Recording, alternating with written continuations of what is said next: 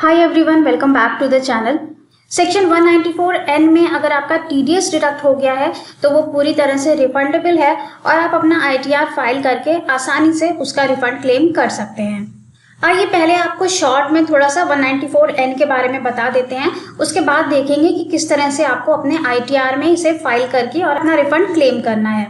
तो section 194N introduce किया गया था फर्स्ट टाइम 1 सितंबर 2019 से ये एप्लीकेबल हुआ था और उस समय गवर्नमेंट ने कहा था कि अगर आप अपने बैंक अकाउंट से कैश विड्रॉल्स करते हैं और आपकी कैश विड्रॉल्स 1 करोड़ रुपए से ज़्यादा हो जाती हैं एक साल में, पूरे साल भर में, तो हम 2% के हिसाब से उस पर टीडीएस डिडक्ट करेंगे। अब जो भी ये टीडीएस डिडक्ट होगा वो बकायदा आपके 26AS में आपको दिख जाएगा अंडर सेक्शन 194N कि आपका टीडीएस काटा गया है कैश विड्रॉल्स पर। ये सेक्शन इंट्रोड्यूस करने का मेन पर्पस यही था कि कैश में किए गए विड्रॉल्स को लिमिट किया जाए और ज़्यादा से ज़्यादा इलेक्ट्रॉनिक मोड को प्रेफरेंस दिया जाए। इसी वजह से ये टीडीएस यहाँ पर लाया गया। लेकिन इसके बाद 1 जुलाई 2020 से फर्दर इस सेक्शन में अमेंडमेंट किया गया और यहाँ पर इन्होंने एक ट्विस्ट दे दिया इस सेक्शन के अंदर। इस ट्विस्ट के आ जाने से ये सेक्शन कुछ लोगों के लिए तो फायदेमंद हो गया, लेकिन कुछ लोगों को इससे नुकसान होने लगा। अब ये ट्विस्ट ये था कि अगर आपने अपनी पिछले 3 असेसमेंट ईयर्स की आईटीआर फाइल की है तो आपके लिए अलग रेट होगा और अलग लिमिट होगी, और अगर आपने अपने पिछले 3 असेसमेंट ईयर्स की आईटीआर फाइल नहीं की है तो आपके लिए रेट भी अलग होगा और लिमिट भी अलग होगी। तो इस सेक्शन में 2 कैटेगरीज बना दी गई, जिन्होंने आईटीआर फाइल किया है पिछले 3 असेसमेंट ईयर्स का और जिन्होंने आईटीआर फाइल नहीं किया है पिछले 3 असेसमेंट ईयर्स का। सबसे पहले बात करते हैं जिन्होंने अपना 3 साल का रिटर्न फाइल किया हुआ है। उनके लिए लिमिट को वही रखा गया था कि अगर वो पूरे साल भर में 1 करोड़ से ज़्यादा कैश में विड्रॉ करते हैं पैसा अपने अकाउंट से तो 2% के हिसाब से बैंक उनका टीडीएस डिडक्ट करेगा, जो भी एक्सेस अमाउंट होगा उस पर। जैसे कि अगर आपने पूरे साल भर में 1 करोड़ 20 लाख रुपए निकाल लिए तो लिमिट है 1 करोड़ रुपए की, तो जो एक्सेस अमाउंट है 20 लाख रुपए का, उस पर आपका 2% का टीडीएस डिडक्ट कर लिया जाएगा। अब दूसरी सिचुएशन क्या थी कि अगर आपने पिछले 3 असेसमेंट ईयर्स का आईटीआर फाइल नहीं किया है। आईटीआर दोस्तों हम लोगों को सबको ज़रूर फाइल करना चाहिए। आईटीआर फाइल करने के बहुत सारे बेनिफिट्स हैं और अभी रिसेंटली गवर्नमेंट ने बहुत सारे ऐसे सेक्शंस इंट्रोड्यूस कर दिए हैं जहां पर कि अगर आप आईटीआर फाइल नहीं करते हैं आपके ऊपर टीडीएस की एडिशनल लायबिलिटी बन जाती है। तो आईटीआर आप लोग सब लोग ज़रूर फाइल करिएगा। फिर किसी वीडियो में हम लोग डिस्कस करेंगे कि आईटीआर फाइल करने के क्या क्या बेनिफिट्स हैं और इससे क्या क्या हमें नुकसान होते हैं। फिलहाल आ जाते हैं सेक्शन 194N के ऊपर।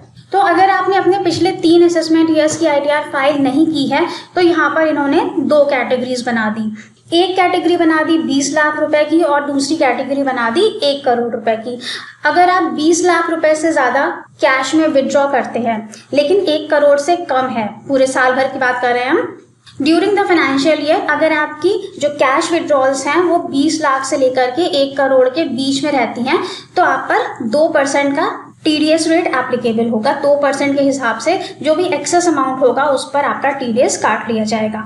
लेकिन अगर आपकी cash withdrawals during the financial year 1 crore रुपए से ज़्यादा की हो जाती हैं तो आप पर एडिशनल लायबिलिटी बन जाएगी। आपका टीडीएस यहाँ पर डिडक्ट होगा 5% के हिसाब से। तो ये एक नया ट्विस्ट दे दिया था गवर्नमेंट ने उन लोगों के लिए जो कि अपनी आईटीआर फाइल नहीं करते हैं। अगर आप 1 करोड़ रुपए से ज़्यादा का कैश विड्रॉल्स करते हैं तो आपके ऊपर 5% का टीडीएस डिडक्ट होगा। लेकिन अगर आप आईटीआर फाइल करते हैं तो उन लोगों के लिए बेनिफिट है, फाइल करते हैं आईटीआर तो आपको सिर्फ 2% का रेट लगेगा 1 करोड़ के ऊपर।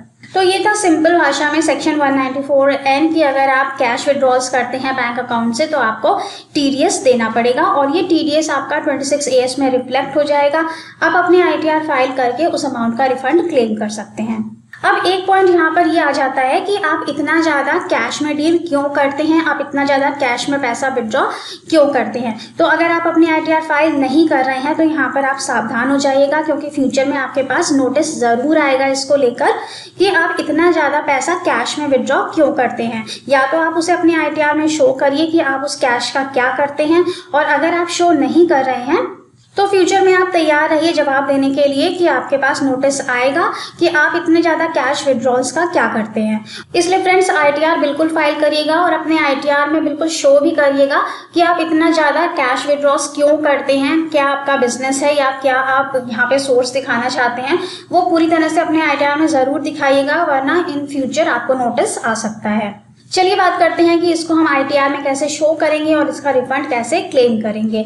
तो यहाँ पर सबसे इम्पॉर्टेंट पॉइंट कि अगर आप सेक्शन 194N में TDS क्लेम करना चाहते हैं तो यहाँ पर ITR 1 फाइल नहीं करेंगे, ITR 2 फाइल करेंगे। ITR 1 में इसके क्लेम के लिए कोई ऑप्शन नहीं दिया गया है, ITR 2 में हमें इसका ऑप्शन मिलता है। सेक्शन 194N और सेक्शन 194NF दोनों ही सेम चीज़ें हैं। अगर आपके 26 AS में सेक्शन 194NF दिख रहा है तो वो भी सेम चीज़ है, कैश विड्रॉल्स पर TDS, तो उसका मेथड भी सेम ही रहेगा जो हम आपको यहाँ पर दिखाएंगे। बिल्कुल सेम आपको मेथड फॉलो करना है 194N के लिए भी और 194NF के लिए भी। चलिए ओपन कर लेते हैं ITR 2 को, लॉगिन कर लेंगे। यहाँ पर हमने ITR 2 ओपन कर लिया है और इसमें अब हम कंटिन्यू कर देंगे। कंटिन्यू। अगर आप न्यू टैक्स रिजाइन में जाना चाहते हैं तो यस पर करिएगा, वरना नो कर दीजिएगा। कंटिन्यू।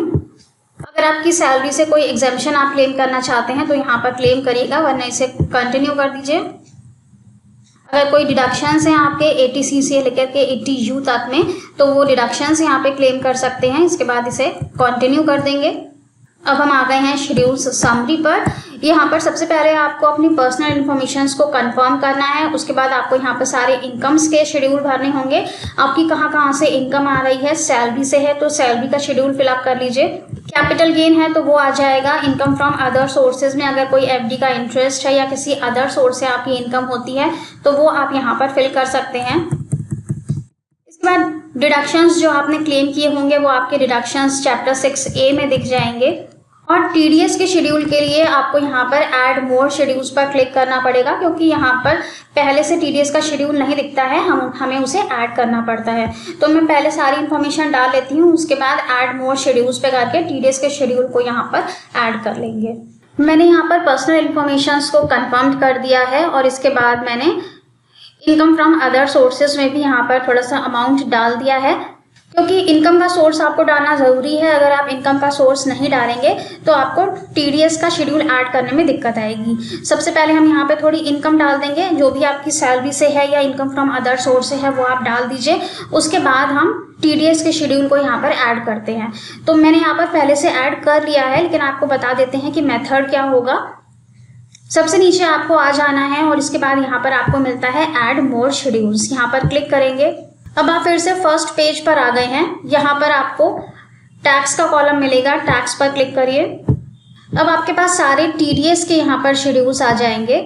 इसमें आपको tax deducted at source on salary, interest, rent etcetera, इस वाले कॉलम पर यहाँ टिक लगाना है। यहाँ पे टिक लगाएंगे तो सारे कॉलम्स यहाँ पर अपने आप ऑटोमेटिकली टिक हो जाते हैं। यहाँ पे कंटिन्यू कर देंगे और इसके बाद आपको फिर से सारा मेथड फॉलो करना है। फिर से आपको सब कंटिन्यू करना पड़ेगा। यहाँ पे कंटिन्यू करते जाइए और आप शेड्यूल समरी पर पहुँच जाएंगे। ये हम शेड्यूल समरी पर वापस आ गए हैं और यहाँ पर हमें मिलेगा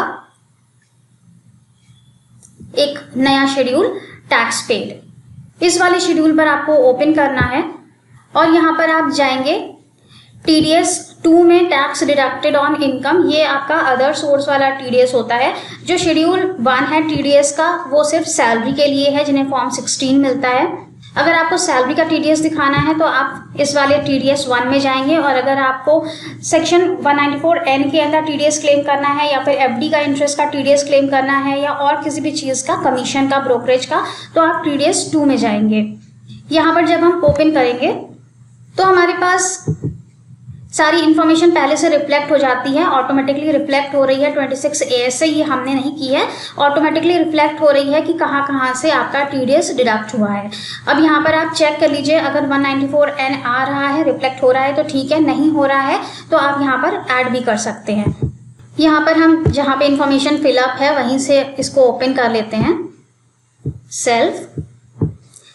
अब यहाँ पे सारी इंफॉर्मेशन फिलअप हैं। 10 नंबर है हमारे पास, TDS का अमाउंट है। तो यहाँ पर हेड ऑफ इनकम में आपको क्या सेलेक्ट करना होगा, ये हम जो केस आपको दिखा रहे हैं ये इनकम फ्रॉम अदर सोर्सेज का केस है। यहाँ पर ये एफडी के इंटरेस्ट का टीडीएस है, इसलिए यहाँ पर हमने इनकम फ्रॉम अदर सोर्सेज दिया हुआ है। लेकिन जब आप इसे ओपन करेंगे तो इसी वाले सेक्शन में आपको नीचे मिल जाता है not applicable only in case TDS is deducted under section 194N। इसको आप सेलेक्ट कर लेंगे और यहाँ पे जो ग्रॉस अमाउंट दिया हुआ है यहाँ पर आपको अपना कैश विड्रॉल्स का टोटल अमाउंट देना है, जो आपको अपने फॉर्म 26AS से मिल जाएगा। टीडीएस टोटल कितना है और टोटल कैश विड्रॉल्स कितने हैं, दोनों ही अमाउंट आपको 26AS से मिल जाएंगे। वो अमाउंट आपको यहाँ पर दे देने हैं और उसके बाद आपको इसे यहाँ पर सेव कर देना है। इस तरह से आप 194N को शो करेंगे। अब यहाँ पर एक ट्विस्ट है कि अगर आप एफडी का इंटरेस्ट क्लेम करते हैं तो आपको कॉरेस्पॉन्डिंग इनकम भी दिखानी पड़ती है, कि अगर आप किसी इंटरेस्ट का, कंसल्टेंसी का या प्रोफेशनल इनकम का टीडीएस क्लेम करते हैं तो आपको कॉरेस्पॉन्डिंग इनकम भी अपने आईटीआर में दिखानी पड़ती है। अगर आप इनकम नहीं दिखाएंगे, सिर्फ टीडीएस दिखा देंगे तो आपको डिफेक्टिव रिटर्न का नोटिस आ जाएगा या दूसरे सेक्शन के अंदर भी आपको नोटिस आ सकता है। यहाँ पर क्या करना है, यहाँ पर आप कैश विड्रॉल्स कर रहे हैं, वो आपकी इनकम नहीं है, आप सिर्फ पैसा निकाल रहे हैं, तो यहाँ पर आपको कॉरेस्पॉन्डिंग इनकम अपने आईटीआर में कुछ भी नहीं दिखानी है। आपको सिर्फ यहाँ पे टोटल कैश विड्रॉल्स का अमाउंट देना होगा और यहाँ पर सेक्शन सेलेक्ट करना होगा 194N। लेकिन जब आप इतनी ज़्यादा कैश विड्रॉल्स दिखा रहे हैं तो आपके आईटीआर से ये चीज़ भी साफ होनी चाहिए कि आप कौन सा ऐसा बिजनेस करते हैं जिसमें कि आपको इतना ज़्यादा कैश निकालने की ज़रूरत पड़ती है। अगर आप इस तरह की कोई भी चीज़ अपने आईटीआर में शो नहीं कर रहे हैं, सिंपली आप कैश विड्रॉल्स दिखा रहे हैं और टीडीएस क्लेम कर रहे हैं, तो ज़रूर आपको नोटिस आएगा, इसलिए आप फ्यूचर के लिए सावधान रहिएगा। So thank you so much for watching this video. Hope कि सेक्शन 194N आपको क्लियर हुआ होगा। 194N और NF दोनों ही सेम चीज़ें हैं। अगर 26AS में NF दिख रहा है तो भी आप सेम इसी मेथड से अपना टीडीएस क्लेम करेंगे। तो thank you so much for watching this video. Have a nice day, stay safe and healthy, bye bye.